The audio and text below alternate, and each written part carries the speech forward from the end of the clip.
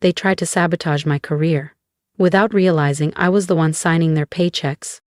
Stick around, because what started as betrayal turned into the ultimate power move. And, if you're into stories of quiet revenge and unstoppable success, hit that subscribe button.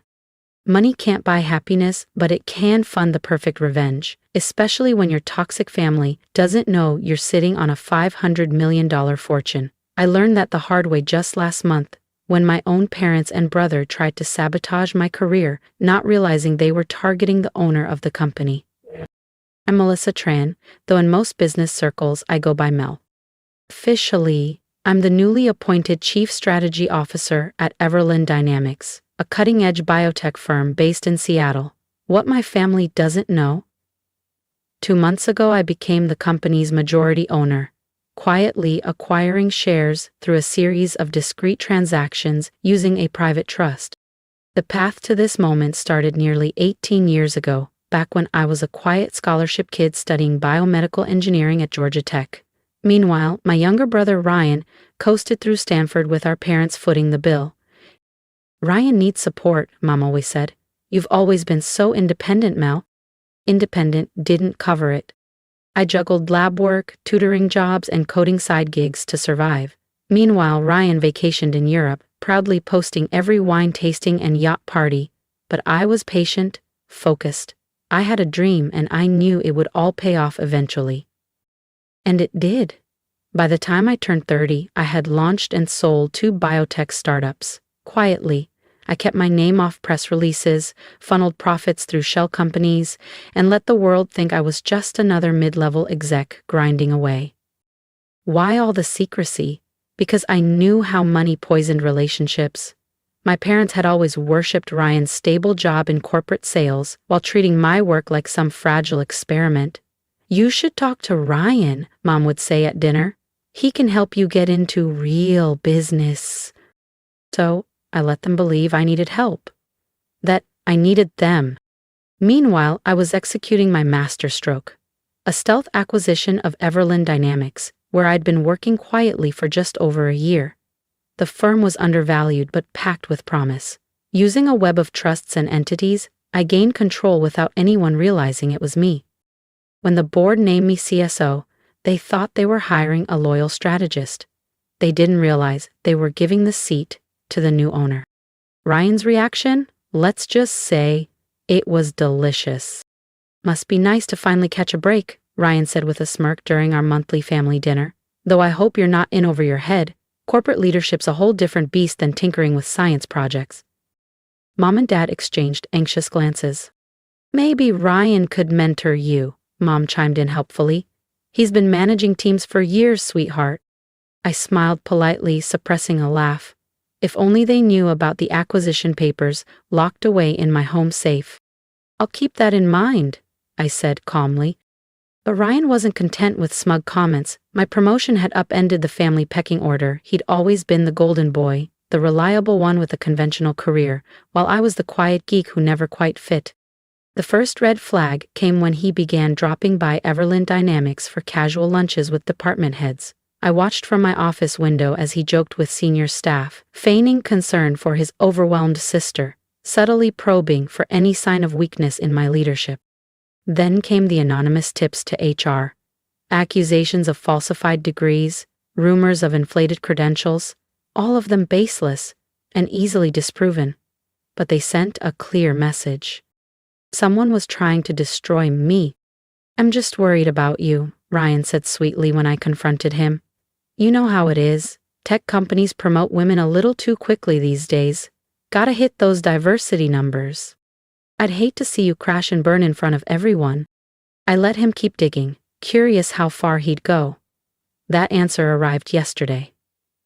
Delivered in a sealed envelope to the board of directors. Inside, a polished dossier filled with forged bank statements, altered emails, and a timeline painting me as a fraud.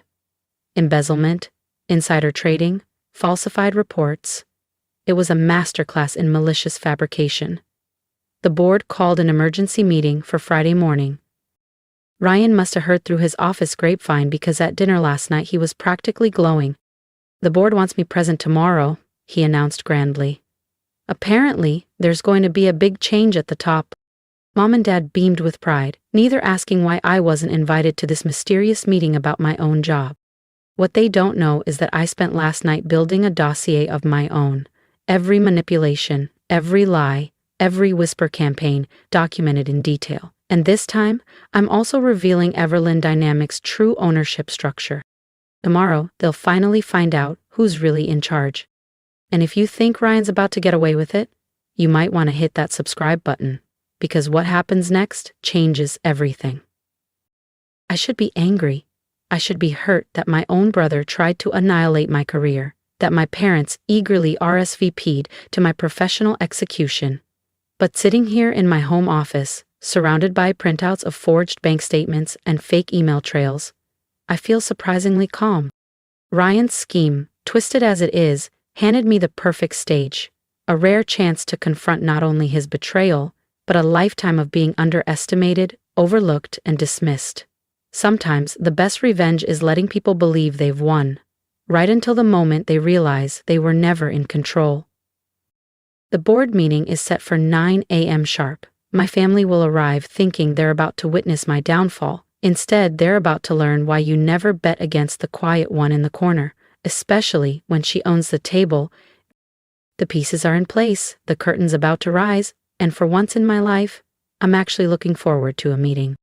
I got to Everlyn Dynamics early that Friday, just to catch the show. Right on cue, at 8:45 a.m., Ryan strutted into the lobby in his sharpest suit. Mom and Dad trailed behind, dressed for a victory they didn't earn. "Is the board ready for us?" Ryan asked the front desk, practically humming with anticipation. His expression reminded me of the time he accidentally deleted my science project in 8th grade, the night before it was due. From my office upstairs, I watched them being escorted to the executive conference room. The board followed soon after, somber-faced and tight-lipped, exactly as instructed. Everyone had received my private message the night before. At 9 a.m. on the dot, I pushed back my chair, took a deep breath, and walked down the hall. Time to begin. Marcus Chen, our board chair, was mid-sentence as I entered. "These allegations against Ms. Tran are extremely serious." "Sorry I'm late," I said brightly, taking my seat at the table. Ryan's head jerked up, confusion flickering behind his smug grin. "Mel, this is a closed session. You weren't invited," he said sharply, glancing nervously at the directors. I folded my hands calmly. "Actually, I invited myself. It's a bit hard to hold a board meeting without the company's owner." The silence was delicious. Ryan's jaw dropped. Mom blinked rapidly. Dad looked like he'd swallowed a lemon whole. "What are you talking about?" Ryan sputtered. "Everlyn Dynamics is owned by shareholders." "It's a public company," Ryan scoffed, clinging to his illusion of control. "Correction," I said, nodding to my assistant Layla, who stepped forward and began distributing folders to everyone seated around the table. Everlyn Dynamics was a public company, until 2 months ago, when it was quietly purchased by Trans Strategic Holdings. Would you like to guess who owns that? I watched as realization dawned across the boardroom. Several directors' eyes widened as they flipped through the pages. Some had speculated about the mysterious private trust behind the buyout, but no one knew the identity of the new owner. Until now. "This is insane," Ryan stammered. "You can't afford. You're just a lab geek? Just a coder," I finished for him, smiling. "Yes, you've made that quite clear, over and over again, in fact." I turned to Layla. "Could you play the recordings, please?" She tapped her tablet, and the room filled with Ryan's voice, dripping with false concern. "Between us, Melissa's not leadership material," he was saying in one clip. "She's brilliant in the lab, sure, but this role? She's going to crash hard." Another recording played. "Have you noticed any irregularities in her department's finances? Might be worth a closer look."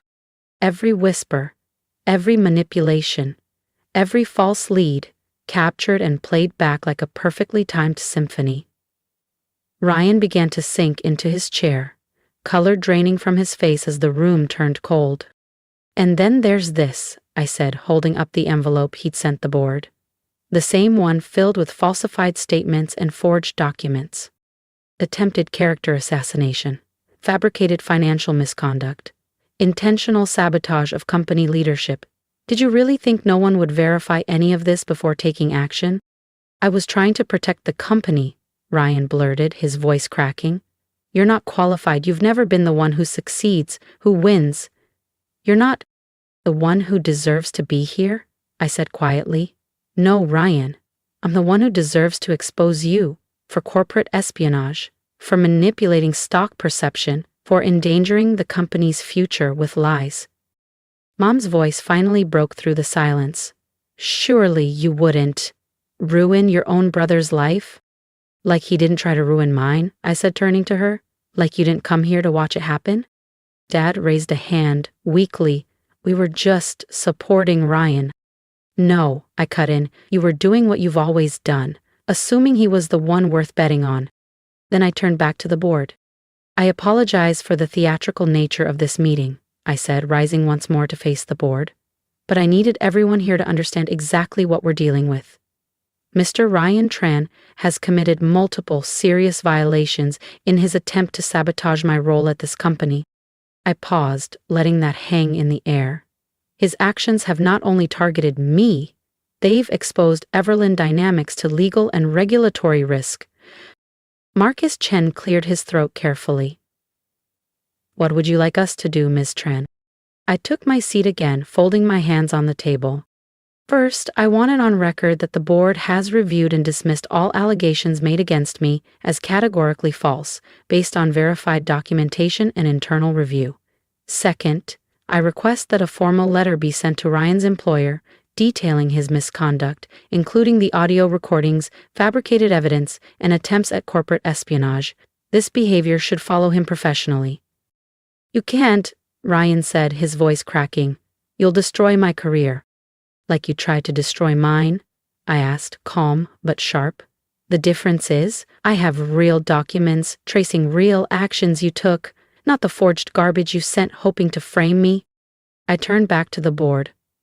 Lastly, I want it documented that Ryan Tran and both of our parents are permanently banned from Everland Dynamics property. Any attempt to contact staff or interfere with operations will result in immediate legal escalation. Mel, please, Mom cried, mascara streaking down her cheeks. We're family. I let out a short, cold laugh. Family supports each other. Family cheers your wins. Family doesn't fake documents and spread lies just because they can't handle your success. I pulled out one final folder, my ace. This, I said, sliding it across the table, is the acquisition contract for my first biotech company. Sold it for $50 million at age 27. My second, $180 million, 2 years later. I glanced at Dad.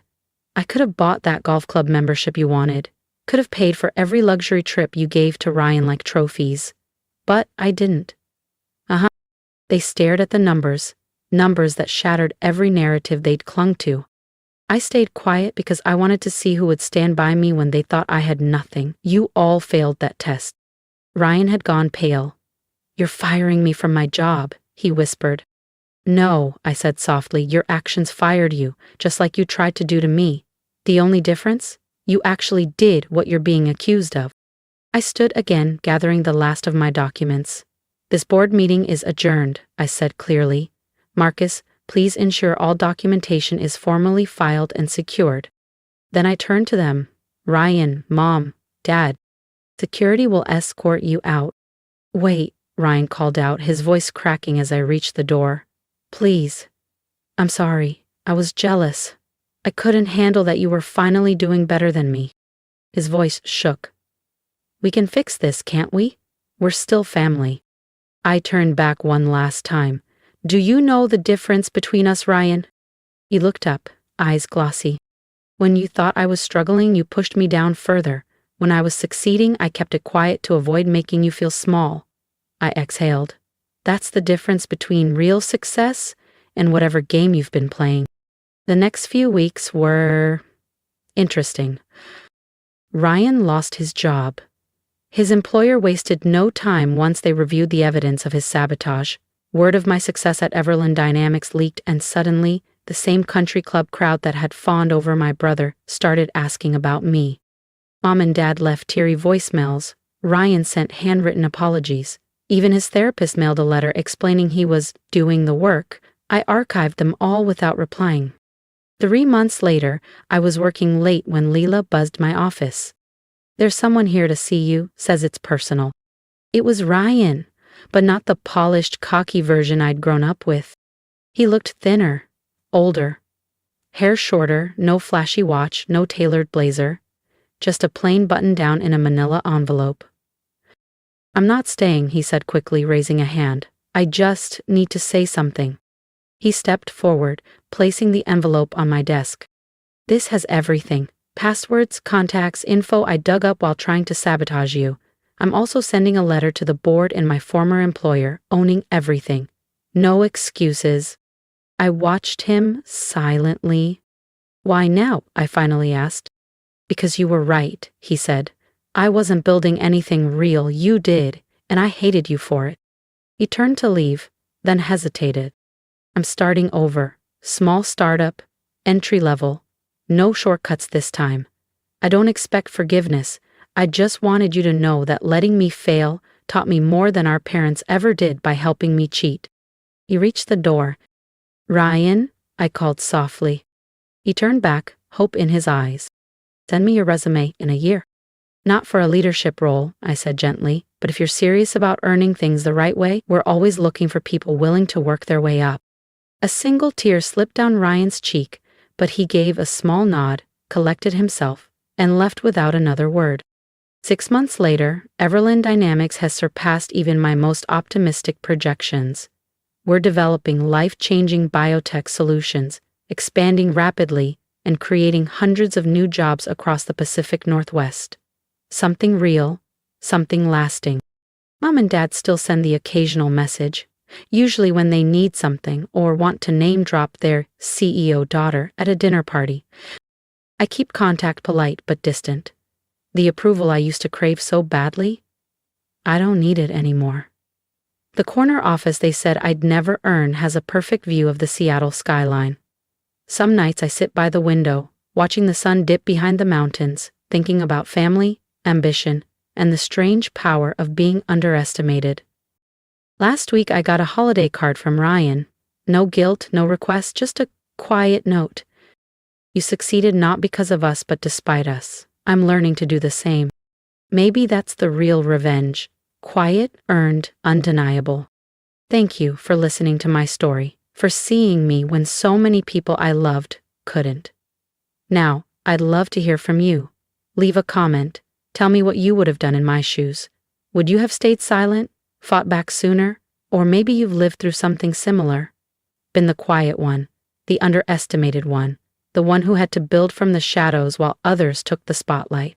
I want this space to be more than a story.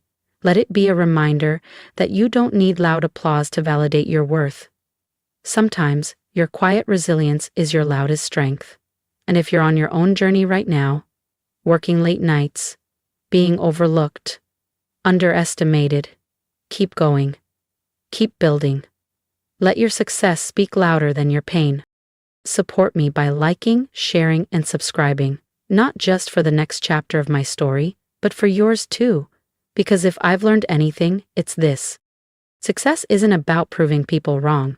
It's about proving to yourself that you were always right to believe. So, what's your story? I'm listening. And I hope the world is too, because it's your time to be seen.